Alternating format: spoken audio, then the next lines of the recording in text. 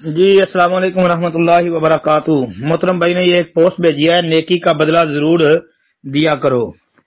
جی ابو داود 1672 کے حوالے سے حدیث لکھی ہے۔ محترم بھائی جو یہ روایت ہے نا، عبداللہ بن عمر رضی اللہ عنہ بیان کرتے ہیں، رسول اللہ صلی اللہ علیہ وسلم نے فرمایا، جو شخص اللہ کے واسطے سے پناہ مانگے اس کو امان دو، اور جو شخص اللہ کے نام سے سوال کرے اس کو دو، اور جو تمہاری دعوت کرے اس کی دعوت قبول کرو، اور جو تمہارے ساتھ احسان کرے اس کا بدلہ دو۔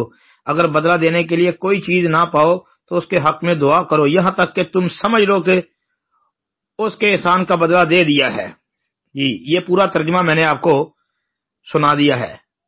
جی یہ روایت ضعیف ہے، ثابت نہیں ہے جی۔ اس کی سند کے اندر آمش کی تدلیس ہے، اور یہ روایت ابو داود کے علاوہ سنن نسائی میں 2568 نمبر پر ہے، آمش سے ہی ہے۔